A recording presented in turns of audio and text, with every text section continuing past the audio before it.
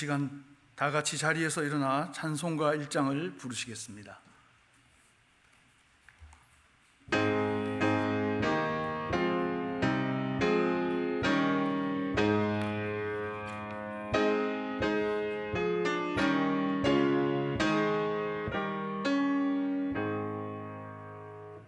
만복의 근원 하나님, 온 백성 찬송 드리고 저 천사여 찬송하세.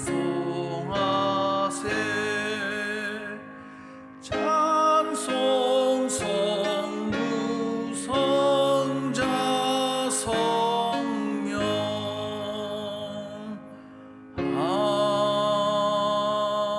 아멘. 하나님, 풍성하고 안락한 삶을 최고의 가치로 알고 사는 이 시대 속에서 말씀을 통해 절제의 가치를 알려주셔서 감사합니다. 하나님 없이 사는 자 같이 악한 욕심에 사로잡혀 살지 않고 복음을 위해 사랑하고 절제하고 손해보는 자리에도 기쁘게 앉을 수 있는 믿음의 용기를 허락하여 주옵소서. 오늘도 예배를 통해 절제와 함께 약속하신 성령의 크고 알찬 열매들을 많이 맺어 하나님의 친백성다운 삶을 넉넉히 살아가게 하옵소서. 예수님의 이름으로 기도합니다. 아멘. 자리에 앉으시겠습니다. 우리 찬송가 534장 부르시겠습니다.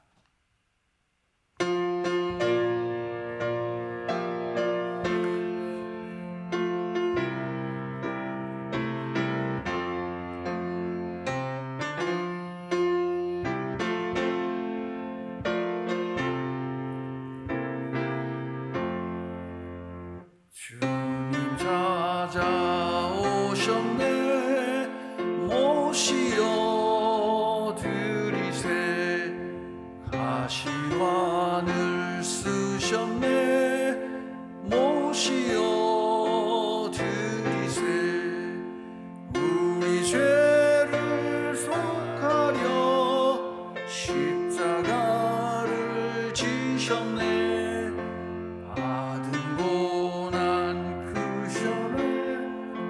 모시어 드리세. 보라성자 오셨네. 모시어 드리세. 영광 중에 계신 주 모시어 드리세. 헛된 교만 버리고 우리 구주 모시어 영원 복락 누리세. 모시어 드리세. 겸손한 자 찾도다 오소서 드리세. 하늘에서 부르네. 모시어 드리세. 좋은 자리 드리고 주실 은혜 구하세. 하늘나라 세우세. 모시어 드리세. 주여 내가 믿음이 오소서 오소서. 주여 환영하오니 오소서 오소서. 생명 길로 이끈사 슬픔 위로하시고 진리 알게 하소서. 오소서 오소서.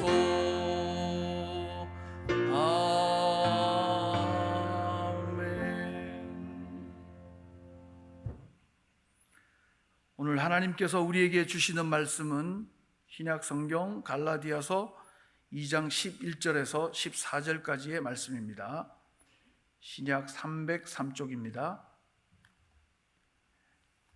갈라디아서 2장 11절에서 14절까지의 말씀, 신약 303쪽입니다. 우리 말씀을 한 절씩 교독하시도록 하시겠습니다. 2장 11절 말씀을 제가 먼저 봉독하겠습니다. 게바가 안디옥에 이르렀을 때에 책망받을 일이 있기로 내가 그를 대면하여 책망하였노라.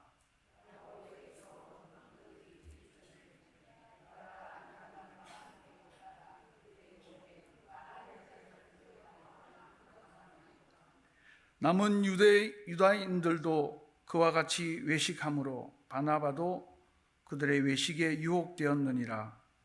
그러므로 나는 그들의 복음의 진리를 따라 바르게 행하지 아니함을 보고 모든 자 앞에서 게바에게 이르되 내가 유대인으로서 이방인을 따르고 유대인답게 살지 아니하면서 어찌하여 억지로 이방인을 유대인답게 살게 하려느냐 하였노라. 아멘. 오늘 이 말씀을 가지고 그리스도인답게 살고자 하는 자여 하는 제목으로 말씀을 좀 나누려고 합니다. 말씀을 좀 나누기 전에 우리 옆에 있는 분들하고 좀 인사를 하면 좋겠습니다. 날씨가 많이 덥고 그나마 아침 저녁으로는 살만한 것 같은데 그래도 또 계속 지금 폭염주의보 속에 저희가 살고 있습니다. 우리뿐만 아니라 이제 환경 문제 때문에 그런지 유럽이나 이런 데는 40도에 육박하는 날씨다 그런 얘기들을 하고 있는데 아무튼 우리 이번 여름에 다들 건강하시게 잘 살아남아야 되지 않겠습니까? 그래서 우리 옆에 있는 분들하고 인사할 때 믿음으로 살아남읍시다 이렇게 한번 인사하겠습니다. 믿음으로 살아남읍시다. 옆에 분들 살아남는 걸 크게 원치 않으시는 것 같은 분위기인데 오늘 우리가 말씀을 같이 함께 나누려고 합니다. 제가 사진은 따로 준비를 하지 않았습니다. 왜냐하면 여러분들 점심 식사를 하셔야 되기 때문에 제가 이제 설명하려는 이 주제의 사진이 사실 좀 흉측스럽더라고요. 그래서 여러분 점심 식사에 맛있는 점심 식사를 보장해 드리기 위해서 사진은 굳이 제가 넣지를 않았는데 이 러시아의 한 청년이 이게 커다란 이 근육을 좀 갖고 싶어가지고 특별한 일을 했더라고요. 한 석 달 전인가 신문 기사에 나왔었는데 영국의 일간지 더 선이라는 이런 기사에 나왔던 기사라고 합니다. 그런데 이 청년이 팔에 이렇게 주사를 맞은 액체 이름이 신톨이라고 하는 오일인데 한쪽 팔 이렇게 해서 3리터 이렇게 주사로 이제 그 액체를 주입을 한 거죠. 그래서 2두박근 3두박근 어딘지는 잘 모르겠는데 그 사진으로 보니까 여기 우리가 흔히 말하는 알통 있는 여기가 막 엄청나게 큰 거예요. 24인치라고 그러더라고요. 한쪽 팔이 24인치가 계산을 해보니까 60cm 한쪽 팔마다 이게 두께가 60cm가 된 거죠. 팔목도 가늘고 손도 작은데 이 알통이 어마어마하게 커가지고 위통까지 벗고 이렇게 딱 사진을 찍었는데 본인은 행복해 보이는지 몰라도 행복할지 몰라도 보는 사람은 좀 너무 불편했어요. 그래서 2017년도에 그런 일을 해가지고 지금까지 이 신톨이라고 하는 것은 그 근육통하고 구내염에 사용되는 그 액체 화합물인데 이걸 이제 알통을 크게 하려고 멋있게 보이려고 그렇게 해서 맞았다. 그런 사진이 올라온 것을 보고 참 여러 가지 생각을 했습니다. 사실 우리가 그 남자분들은 약간 그런 로망이 있잖아요. 이렇게 다 멋있는 알통에 그죠? 근육이 막 울퉁불퉁 튀어나와가지고 왠지 남자답게 보이는, 상남자처럼 보이는 그런 또 로망이 사실 없지는 않은 것 같아요. 저도 여기 그 고양시 종합운동장 그 안에 보면은 그 피트니스 헬스 클럽이 있거든요. 저도 그 코로나가 오기 전에 한 2년 정도 다녔던 것 같아요. 새벽기도 마치면 자주는 못 가지만 그래도 갔었는데 거기 가면 상당히 기분이 좋았어요.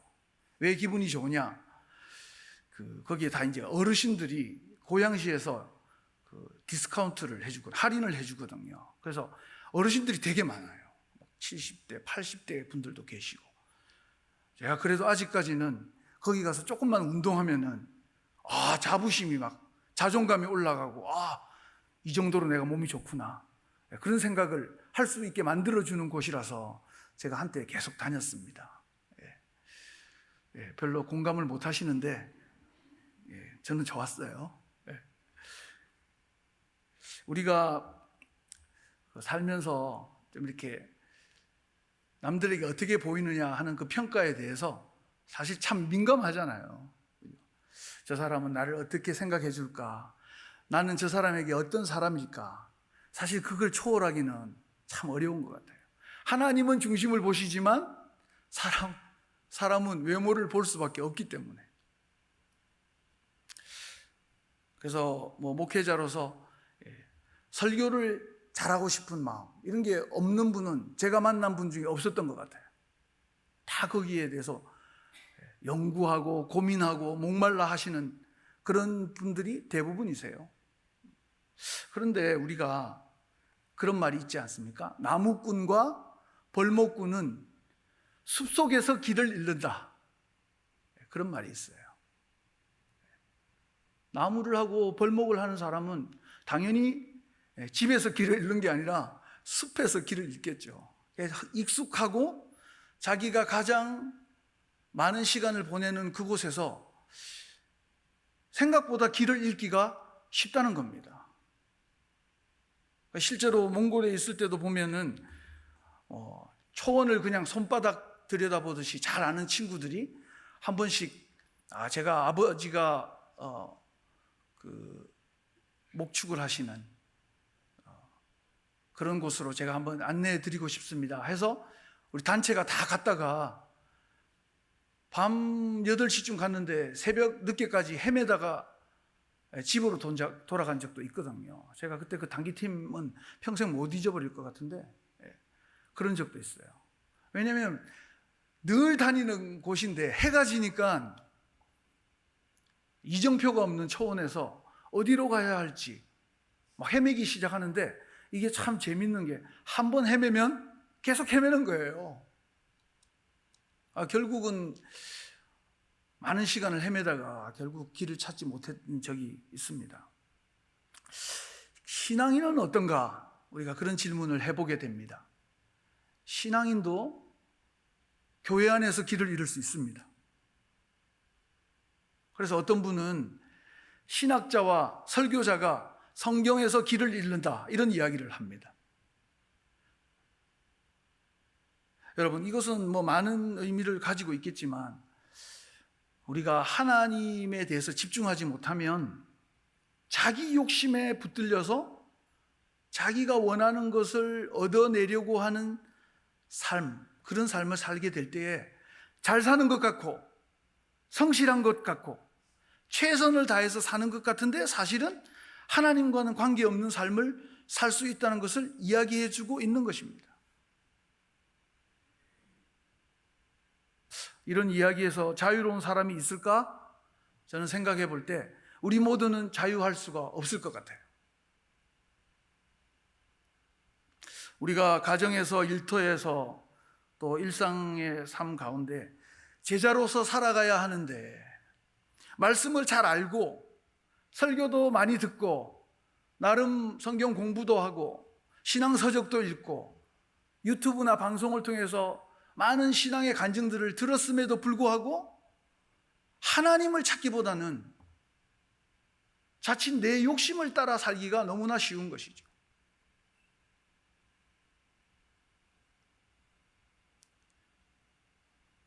뭐 선교사의 삶도 다르지 않다고 생각합니다.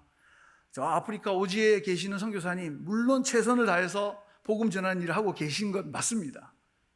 그런데 사실은 인간이기 때문에 아주 사소한 문제, 아주 사소한 가정사로 고민하고 고통받고 또 때로는 길을 찾지 못해서 헤맬 때가 참 많이 있어요.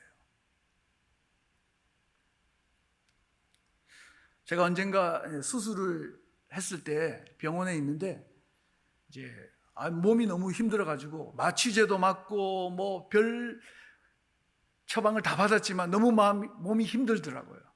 근데 그 청소하시는 분이 들어오셔가지고 갑자기 그렇게 이야기하는 겁니다. 경치 보시라고 커튼을 잠시 거둘게요. 제가 허락도 안 했는데 그냥 본인이 이렇게 선포해놓고 그냥 그 침대 병상 주변에 있는 그 커튼을 이렇게 싹 걷어주시더라고요. 근데 밖을 보니까 그 병실 바깥 창문을 통해서 제가 수술한 날부터 입원한 날부터 한 번도 보지 못했던 그 병원 가까운 곳에 있는 숲이 보이고 숲으로 들어가는 조그만 오솔길이 보이는 거예요. 저런 게 있었네? 여기 며칠 동안이나 입원해 있었는데 왜 저걸 보지 못했지? 그러면서 그걸 쳐다보는데 갑자기 저에게 있던 이 아픔이 사라지는 것 같은, 내가 너무 내 고통에만 집착하고 있었구나. 막 신체에 느껴지는 그 반응들에 너무 집착하다 보니까 더 고통스럽고 더 민감해지고 예민해지는 저를 발견하게 됐었던 적이 있었습니다. 우리가 신앙생활을 한다는 것은 때로는 고개를 들어서 좀 멀리 봐야 될 때가 필요합니다. 내 문제, 내 한계, 나의 부족함, 나의 무능함만 자꾸 보고 있으면 문제가 해결이 안 돼요. 더 고통스러워요. 더 예민해져요.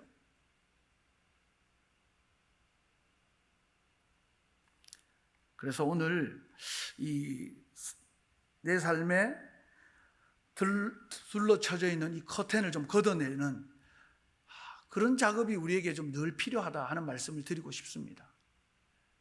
그런데 그 작업을 어떻게 할까? 오늘 본문 말씀에서 우리가 그 힌트를 좀 얻을 수 있을 것 같습니다.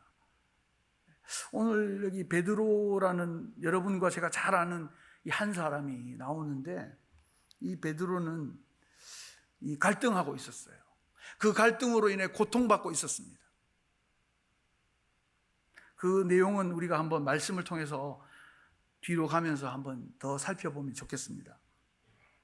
그래서 우리가 오늘 이 베드로라는 예수님의 수제자를 통해서 내 문제가 아니라 하나님의 문제에 어떻게 우리가 집중할 수 있는가, 하나님께서 우리 인생을 향해서, 나를 향해서 부탁하신 하나님의 그 위대한 과제, 어떤 의미에서 그게 우리의 사명이지 않습니까? 이 사명에 우리가 집중할 때에 내 문제로부터 해방을 받는 거예요. 우리에게 문제가 없어서가 아닙니다. 어디에 우리가 눈을 두느냐에 따라서 같은 고통을 받고 있지만 전혀 다른 세상을 살 수 있거든요. 성경은 끊임없이 그 이야기를 우리에게 해주고 있거든요. 다른 북소리를 들으라, 다른 음성을 들으라. 그래서 오늘 베드로는 이 갈등과 두려움 때문에 큰 실수를 하게 되는 것을 우리가 본문에서 보게 됩니다. 여기 오늘 본문에 보면은 안디옥이라는 곳이 나오는데, 안디옥은 이 수리아의 안디옥입니다. 여기는 이제 그 팔레스타인과 가까운 곳에 있었기 때문에 이방인들도 많이 있고 유대인들도 있었어요. 같이 이제 혼재되어 있다 보니까 문제가 많이 발생했습니다. 그런데 신약 성경에 나오는 많은 그 초대교회 문제들 중에 대부분이 결국은 유대인 그리스도인, 유대인이긴 한데 예수를 믿게 된 이 사람들이 그 율법의 요구를 완전히 벗어던지지 못하는 데서 나오는 거잖아요. 예를 들면 뭐 할례 문제라든지 음식을 어떻게 먹느냐 하는 이런 문제들 때문에 계속 헷갈리는 거예요. 그런데 본인만 헷갈리면 괜찮을 수 있는데 여기서 더 나가서 다른 사람까지 헷갈리게 한다는 게 문제인 거죠. 그렇게 살면 안 돼. 예수 믿지만 십자가의 그 구원의 도를 알지만 율법을 행해. 그렇지 않으면은 예수 믿는 게 아니야. 이런 엉뚱한 이야기들을 계속 주변에 하다 보니까 교회에 문제가 계속 일어나는 거예요. 어떤 의미에서는 이단이 멀리 있는 게 아니라 교회 안에 있는 거예요. 바른 말씀, 바른 메시지, 하나님의 바른 그 약속을 우리가 알지 못할 때에 우리가 신앙생활하면서 힘을 잃게 되고 계속 번민하고 헷갈리게 되는 거죠. 그래서 오늘 이 베드로가 한 실수는 여러분이 잘 아시는 대로입니다. 이방인들과 함께 밥을 먹고 있다가 식사를 하다가 야고보가 보낸 유대인들이 오니까 그 자리에서 일어나서 뒷걸음질 치면서 숨어버렸습니다. 왜 숨었느냐? 이유는 자기가 자유하지 못했기 때문이죠. 어떤 부분에서 자유하지 못했습니까? 예수 그리스도만 믿으면 구원받는다 하는 것에 확신이 없었던 것 같아요. 그래서 율법에 대해서 아직도 붙들려 있다 보니까 이 일을 이방인들과 함께 먹는 이 일이 혹시 유대인 기독교인들에게 어떻게 보일까? 그러니까 그들의 눈을 의식하다 보니까 유대인 이방인들과 함께 먹는 이 식사 자리가 죄를 짓는 것 같은 마음 때문에 야고보가 보낸 유대인들이 왔을 때 뒷걸음질 치고 숨어버리게 되는 거죠. 그래서 이 사실에 대해서 오늘 바울이 책망하고 있는 것이 오늘 본문의 내용입니다. 여러분, 이 베드로는 우리가 잘 알다시피 대단한 사람 아닙니까? 초대교회, 특별히 예루살렘 교회의 두 기둥이었습니다. 야고보와 베드로. 영적인 지도자죠. 어마어마한 영향력을 가진 사람입니다. 예수님과 함께 했던 그 중에서도 수제자였던 베드로. 그런데 이 베드로가 오늘 하는 행동을 보면은 참 비겁합니다. 외식하는 사람이 되어버렸습니다. 가식적인 행동을 하고 있는 것을 우리가 보게 됩니다. 베드로는 예루살렘 공의회에서 이방인들이 예수 믿는 것은 나쁜 일이 아니라는 것, 하나님께서 그렇게 하고 계신다는 것을 알려주고 거기에 대한 결정을 알고 있었던 사람입니다. 무슨 말입니까? 얼마든지 이방인들도 예수 믿을 수 있다, 구원받을 수 있다는 것에 대해서 예루살렘 공의회가 인정을 한 것입니다. 그리고 심지어는 베드로는 환상을 보았잖아요. 그죠? 여러분 잘 아시다시피 보자기가 내려와서 그것을 잡아먹으라고 하는, 그래서 이방인들도 하나님께서 거룩하게 하셨다는 그 확신을 가진 사람이에요. 예루살렘 공의회의 결정도 알고 있고 보자기 환상을 통해 확신도 가지고 있음에도 불구하고 베드로는 마음속에 자기 스스로가 확신을 가지지 못했던 것입니다. 그래서 오늘 결과적으로 율법주의에 굴복하고 마는 이런 베드로의 모습을 보게 되는 것입니다.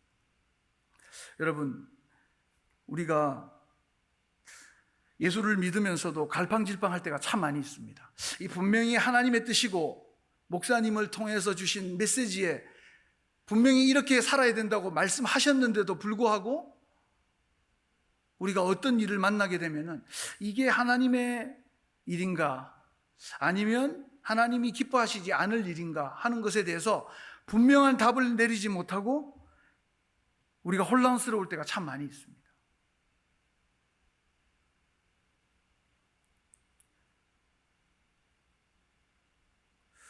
그런데 이 혼란과 이 방황과 이 실망과 이 어려움은 어디에서 오는가? 그것은 두려움에서 오는 것입니다. 오늘 이 본문 말씀을 가만히 보면은 12절 말씀에 그가 할례자들을 두려워하여 그렇게 이야기하고 있습니다. 그러니까 베드로가 유대인들을 두려워했던 이유는 뭐 때문이죠? 확신이 없었기 때문이에요. 복음에 대한 분명한 확신이 없었기 때문이에요. 그런데 이 확신이 없었다는 것은 한 걸음 더 나아가면 이 복음에 대해서 잘 알지 못했다는 거예요. 그래서 우리가 예수 그리스도의 이 말씀, 하나님의 말씀을 깊이 아는 것이 중요한데, 그 중요한 이유는 우리를 세상에서 당당하게 살아갈 수 있게 해주기 때문이에요. 확신을 가지고 하나님의 사람으로 살 수 있도록 해주기 때문에 우리에게는 말씀을 깊이 아는 것이 중요합니다. 그래서 성경 공부도 하고 설교도 듣고 신앙서적도 읽고 방송도 보고 나름대로 하나님 앞에서 우리가 말씀을 가지고 씨름을 해야 하는 이유가 거기에 있는 거죠. 이렇게 비행기를 타게 되면은 항상 이렇게 좀 흥분이 되잖아요. 뭐 거기가 뭐 제주도든 뭐 외국이든 어디든지 새로운 곳으로 간다, 평소에 가지 못하는 곳으로 간다 하는 기대 때문에 마음이 이제 들뜨기 마련입니다. 근데 참 또 항상 또 마음에 부담을 주는 것은, 이 비행기가 목적한 곳까지 잘 갈 수 있을까? 그런 생각 때문에 항상 좀 두려움도 있는 게 사실입니다.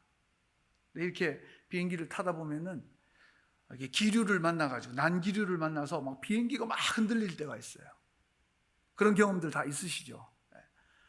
근데 이제 잠깐 하고 말면 괜찮은데 이게 막 20분, 30분 계속 비행기가 흔들리고 어떨 때는 안에 있는 사람들이 오우! 오우! 막 이러면서 막 함성을 지를 정도로 이게 막 심각해지면은 두려움이 막 엄습해 옵니다.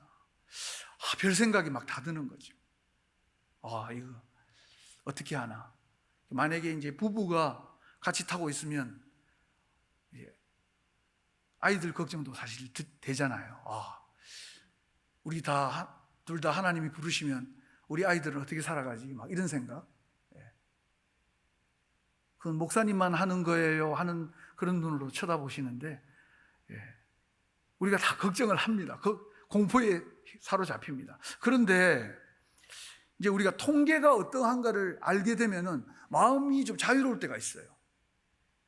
제가 알고 있는 통계는 비행기 사고, 항공기 사고는 보통 10만 분의 1이라고 그렇게 이야기합니다. 그래서 제가 좀 더 신빙성을 갖게 해드리기 위해서 한번 찾아보니까 미국 연방교통안전위원회 NTSB라는 곳에서 통계를 냈는데, 사고가 나서 생존율은 얼마인가? 비행기 사고가 나면 생존율이 95%래요. 여기서 아멘 하실 필요는 없습니다만, 그러니까 이제 83년부터 2000년까지 발생한 비행기 사고를 전수조사를 했는데 한 5만 3천 명 정도 생존자가 있었는데, 사고를 당한 승객이 있었는데 생존자가 5만 1,200명 가까이 돼요.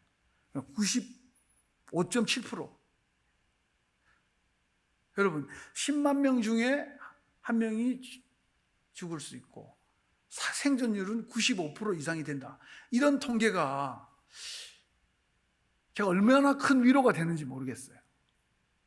물론 하나님이 살려주신다, 하나님께서 함께 하신다는 이런 위로도 우리에게 확신으로 다가오지만, 일반적인 이 과학이 낸 통계 있잖아요. 이것도 참 큰 힘이 되더라고요. 그래서 비행기가 막 흔들리고 사람들이 소리를 지르고 해도 10만 명 중에 한 명이라는데 괜찮을 거야. 그리고 사고가 난다 하더라도 95% 정도는 산다고 하니까 괜찮을 거야. 이 생각이 우리의 마음에 얼마나 큰 평화를 주는지 모릅니다. 다음에 한번 여러분 실험을 한번 해보십시오.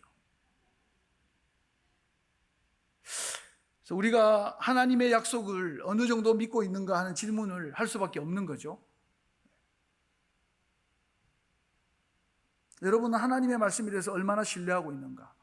그것이 과연 흔들리는 비행기 안에서 다가오는 이 공포를 뛰어넘을 수 있는 그런 확신을 줄 만큼 실질적인가? 분명한가? 오늘 베드로에게는 그런 확신이 없었던 것 같아요. 예수 그리스도를 믿으면 차별 없이 구원받는다 하는 이 약속에 대해서 베드로는 확신하지 못했던 것 같아요. 그래서 오늘 두려워했다고 말하고 있습니다.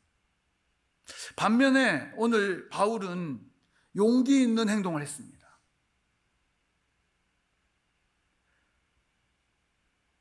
유대인의 대표 사도라고 할 수 있는 이 예루살렘 교회의 수장인 이 베드로를 향해서 책망했어요. 어떤 사람은 이야기합니다. 바울이 자기를 돋보이고 자기의 사도성을 인정받으려고 의도적으로 이런 글을 쓴 게 아닐까? 그런 평가를 하는 사람, 그런 해석을 하는 사람도 없지 않습니다. 그러나 더 많은 사람들은 이 바울의 진정성을 믿습니다. 바울은 그런 사람은 아니야. 그런 정치적인 사람은 아니야.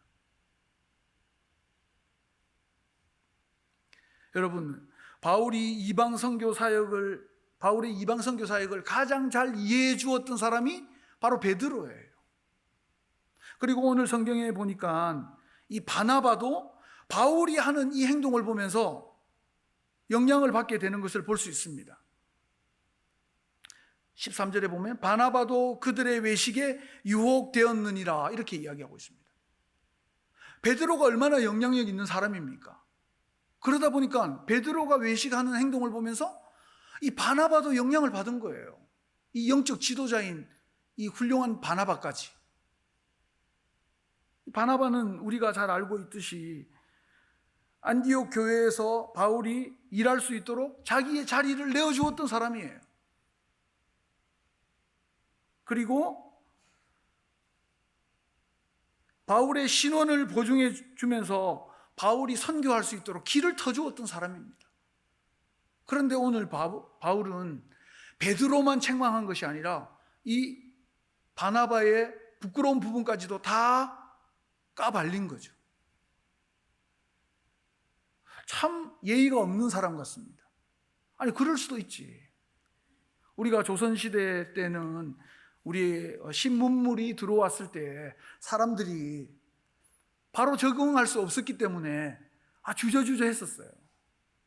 그러나 역사가 지나고 보니까 그때 그럴 필요가 없었는데, 얼마든지 마음껏 받아들여도 됐는데 이런 평가를 하지 않습니까? 그러나 그 당시에는 그게 두려웠던 거죠. 그럴 수 있습니다. 그런데 그렇게만 이야기해서는 안 됩니다. 왜냐하면 이것은 그냥 조선시대에 신문물을 들여왔을 때와는 전혀 다른 결과가 초래되는 일이기 때문에. 어떤 결과가 초래되죠?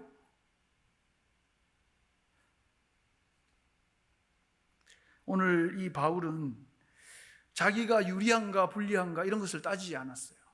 이 사람이 나에게 도움이 됐던 사람인가 아닌가, 저 사람의 위치가, 저 사람의 비중이 어느 정도인가, 이런 걸 따지지 않았습니다.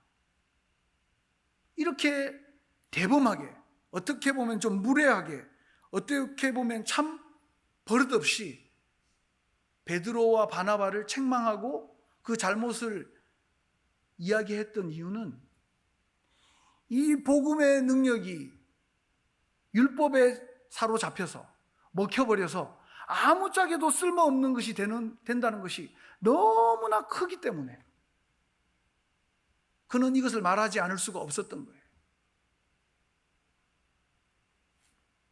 여러분, 베드로를 추종했던 그 유대인들이 또 이방 선교를 한다고 바울을 괴롭혔던 사람이 아마 오늘 이런 장면이 없이 그냥 베드로를 감싸고 바나바를 감쌌다면 바울을 더 많이 따랐을 수도 있을 것입니다. 그러나 바울은 타협할 수가 없었습니다. 하나님의 복음이 그런 것들로 인해서 변질되는 것을 참을 수 없었던 거죠. 만약에 그랬다면 아마 지금 오늘의 기독교는 없었을 수도 있을 거예요. 율법도 괜찮고 또 믿음으로 믿는 이것도 괜찮고 어떤 것이든지 다 좋습니다 라고 다 이렇게 혼합주의 같은 신앙을 가지게 되었다면 오늘 수많은 분들의 순교도 없었을 것이고 오늘 우리가 세상을 향해서 손가락질 받지 않아도 됐을지도 모르겠습니다. 그러나 길이요 진리요 생명이신, 다른 이로서는 구원을 받을 수 없다고 말씀하신 우리 주님의 그 유일한 복음, 하나뿐인 복음은 존재하지 않을 것입니다. 그래서 바울은 오늘 복음을 따라 정중앙을 걸으십시오, 그렇게 오늘 14절에서 이야기하고 있습니다. 타협하지 마시고 우리의 삶에 우리를 유혹하는 수많은 것들 앞에서 믿음으로 정중앙을 걸어가십시오 라고 오늘 우리에게 설교하고 있는 것입니다.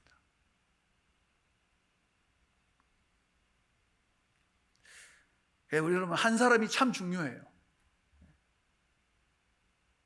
믿음으로 바로 서서 이것이 진리입니다. 이것은 절대 내가 양보할 수 없는 하나님의 가치입니다. 그렇게 외칠 수 있는 한 사람이 이 시대에 너무 필요한 것이죠. 그리고 우리는 그런 부담감을 가지고 살아야 하는 것입니다. 이래도 되고 저렇게 예수 믿어도 괜찮고 세상 사람들은 이래서 성공했으니까, 그렇게 타협하는 순간 복음은 없는 겁니다.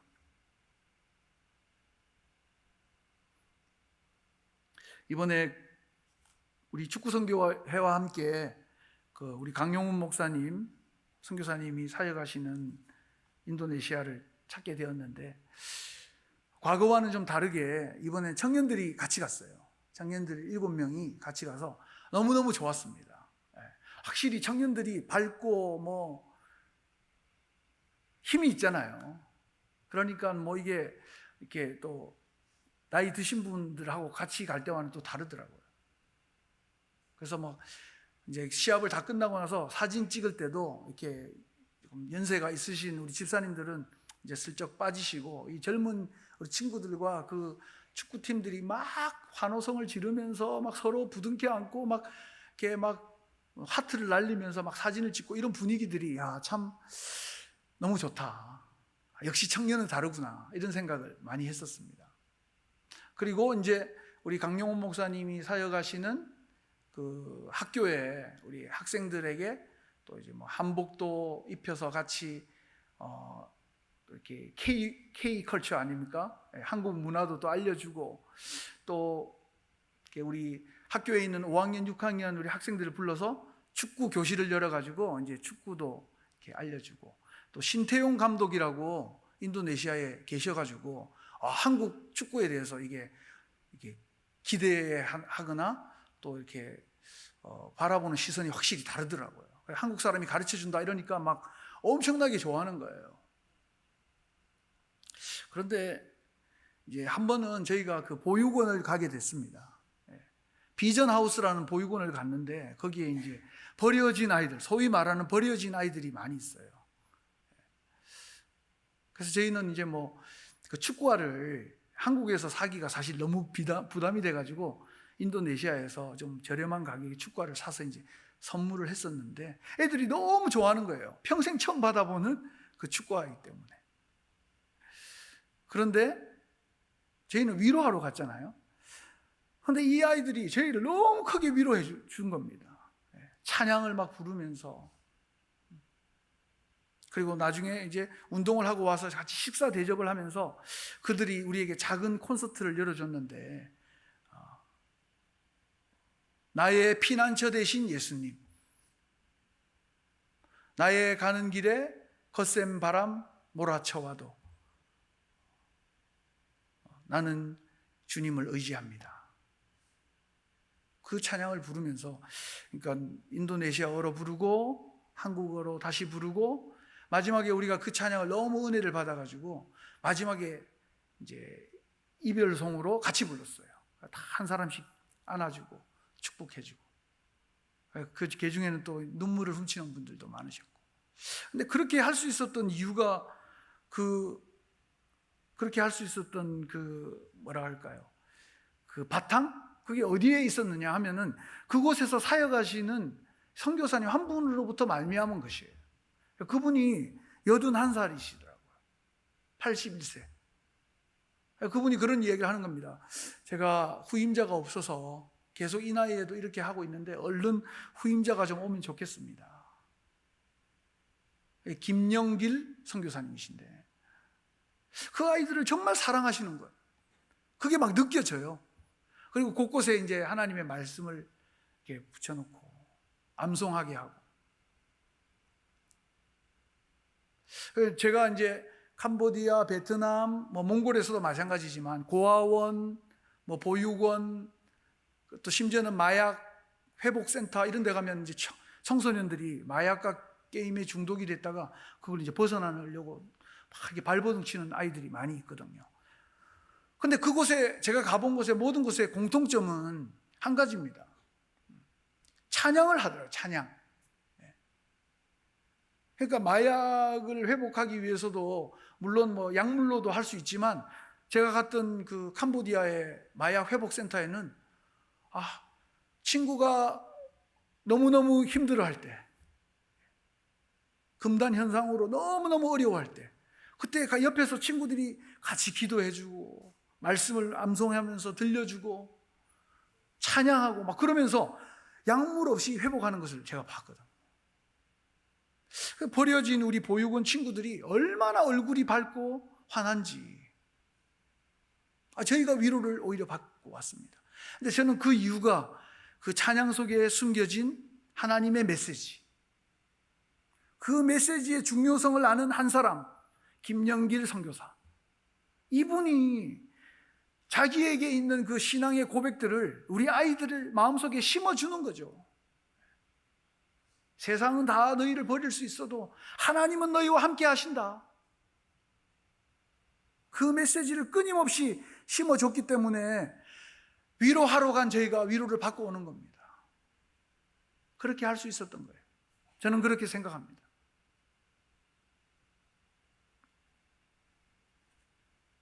여러분, 그래서 오늘 바울은 14절에서 유대인은 유대인의 방식을 따라서 살고 이방인은 이방인의 방식대로 사는 게 맞다. 오늘 나와 있는 이 본문 말씀을 풀면 그렇게 우리가 풀어볼 수 있는 것입니다. 유대인은 유대인답게, 이방인은 이방인답게 그렇게 살아야 한다. 근데 이 말은 어떤 말이냐 하면은 그리스도인은 그리스도인답게 살아야 한다는 말을 해주고 있는 거예요. 우리에게 그 말을 하고 싶은 거예요. 그래서 오늘 바울이 베드로의 이 수치를 드러내고 책망을 했던 것은 그냥 당신은 왜 복음을 잊어버렸습니까? 당신은 이렇게 중요한 자리에 있으면서 왜 이렇게 복음을 무시했습니까? 그것만은 아니에요.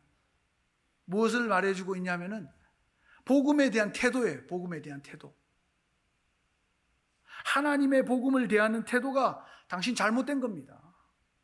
하나님의 복음이 얼마나 소중한지 알아야 합니다. 그리고 당신이 만약에 이 태도를 잃어버리게 되면 당신으로 말미암아 수많은 사람들이 다 당신 같은 행동을 취하게 될 겁니다.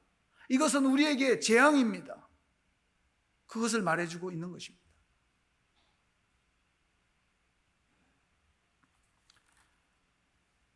이 이야기를 끝으로 제가 좀 말씀을 마치려고 합니다. 미국의 이 도자기와 골동품을 보면은 안 사고는 못 견디는 한 그 골동품 수집가가 있었습니다. 근데 이 사람은 언론인이었어요. 언론 활동을 하면서 고가의 그 미술품들을 자기 가게에다가 이렇게 하나하나 수집하는 것이 큰 취미였습니다. 근데 이 사람이 유럽의 어떤 명문가에서 갑오로 내려오는 그 도자기가 있다는 정보를 입수했어요. 그래서 가게를 잠시 접고 영업을 접고 이제 떠난 거죠. 밤잠을 설쳤습니다. 이걸 구입하지 않고는, 손에 넣지 않고는 잘 수가 없어가지고. 그런데 이 사람이 가서 수개월 동안 돌아다니면서 수소문했는데 결국 얻은 건 뭐냐면 미국에 있는 한 사람이 그것을 얼마 전에 사갔다는 거예요. 너무 안타까운 겁니다. 그런데 이 사람이 언론인이래요. 이 사간 미국 사람이. 그래서 미국에 와서 또 수소문을 해가지고 겨우겨우 찾아냈습니다. 그 사람이 누군지. 그 사람은 바로 자기였어요. 자기가 얼마 전에 가서 그 고가의 골동품을 사왔는데 너무 많은 골동품들을 수집하다 보니까 그것을 창고에 두고 잊어버린 거예요. 여러분, 이 이야기는 그냥 지어낸 이야기일 수 있지만 우리에게 주는 메시지는 크다고 생각합니다. 우리가 알고 있는 이 복음, 우리가 믿고 있는 이 예수 그리스도, 이 신앙의 길, 우리에게는 어쩌면 골동품같이 다 잊혀져 버리고 그 소중함과 그 능력을 모르고 살아가는 채로 우리가 이 땅에 그리스도인으로 살고 있을 수도 있습니다. 그러나 여러분, 복음은 얼마나 심플한지 모릅니다. 우리가 자꾸 생각할 때 복음이 좀 더 신학적으로 깊어지고 우리의 신앙생활도 시간이 흘러서 더 깊어지기만을 기다리면서 복음의 능력을 상실하고 있어요. 복음은 너무 간단합니다. 예수 그리스도께서 우리 죄를 위해서 죽으시고 우리가 그 피로 구원을 얻었습니다. 그리고 우리에게는 하나님의 나라가 보장되어 있습니다. 우리는 이 땅에서 하나님의 백성으로 살 수 있습니다. 그게 복음이에요. 여러분, 우리가 아직도 이 미국인 골동품 수집가처럼 무엇을 더 찾기 위해서, 뭔가 더 심오한 복음을 알기 위해서 지금도 고민하고 찾고 다니고 있으시다면 이제 그 걸음을 포기하시기 바랍니다. 이제 세상의 가치와 하나님의 말씀 사이에서 더 이상 갈등하지 마시고 우리 하나님의 약속을 믿고 이 복음에 대한 확신을 가지고 오늘 바울과 같이 담대하게 제자의 길을 힘있게 걸어가시는 저와 여러분 되시기를 우리 주님의 이름으로 축원드립니다. 우리 함께 기도하시겠습니다. 우리 이 시간 함께 기도하실 때에 우리가 형식이나 위선이 아니라 진실함과 자원하는 마음으로 우리가 복음을 전하고 살아내는 하나님의 자녀다운 성도가 되게 해달라고 함께 기도하면 좋겠습니다. 하나님, 더 이상 우리가 위선자가 되지 않고 약속을 우리가 확신할 수 있는 믿음의 사람들 되게 해주십시오. 우리가 함께 기도하면 좋겠습니다. 그리고 아까 우리 예배 전에도 기도했지만 우리 초소, 중고, 여름 수련회가 있는데, 그리고 우리 8월 4일까지 계속되는 청년부 우리 몽골 단기팀을 위해서도 하나님께서 안전하게 하시고 이들도 하나님의 이 확실한 복음을 만나는 정말 인생의 소중한 시간이 되게 해달라고 우리가 함께 기도하기를 원합니다. 우리 이 시간 함께 기도하시겠습니다. 하나님, 감사합니다. 하나님께서 우리에게 주신 귀한 것, 하나님, 우리가 놓치지 않고 믿음으로 살아가게 해주시오. 형식과 하나님이여 두려움에 붙들려서 살아가던 우리의 삶을 하나님 오늘도 주신 말씀대로 믿음을 가지고 살아가는 하나님의 백성 되게 하여 주시옵소서. 하나님 아버지, 우리의 사랑하는 자녀들이 수련회로 청년부 단기 선교로 떠났습니다. 하나님, 그들에게 오늘 바울이 만났던 이 예수 그리스도 복음이면 충분합니다. 예수 그리스도면 충분합니다. 하나님, 오늘 이 고백을 가지고 돌아올 수 있도록 하나님 은혜를 베풀어 주시옵소서. 하나님, 이후에 우리가 예수 그리스도를 위한 하나님이여 그 기쁨과 감사의 제목이 떠나지 않는 하나님 참 복음의 사람들 되게 하여 주시고 하나님의 백성들 다 되게 하여 주시기를 간절히 원합니다. 주께서 은혜를 더하여 주시옵소서.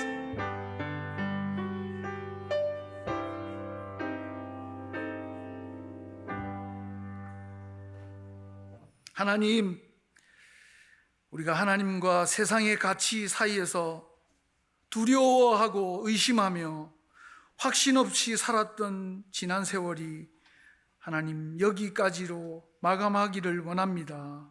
더 이상 그 길을, 같은 불확신의 길을 더 이상 걷고 싶지 않습니다. 하나님, 우리에게 믿음을 주십시오. 복음이면 충분합니다. 예수 그리스도면 확실합니다. 하나님, 우리가 이 믿음에 굳게 서게 하여 주셔서 세상 앞에 두려워하지 않고 당당하게 믿음의 길을 걸어가는 하나님의 친백성 되게 하여 주옵소서. 하나님, 오늘 또 우리가 간구하는 것은 초소, 중고, 그리고 우리 청년부에게 주신 이 귀한 믿음의 기회들을 통해서 하나님, 바울이 만났던 확실한 예수 그리스도를 만나는 우리의 믿음의 자녀들이 되게 하여 주시기를 원합니다.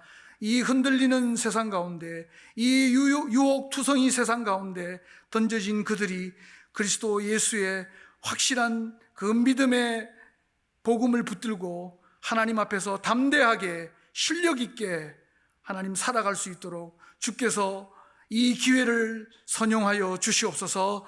하나님, 우리에게 주신 이 기회가 하나님의 나라를 더 든든히 하는 일에 아름답게 사용되게 하여 주실지를 확신하며,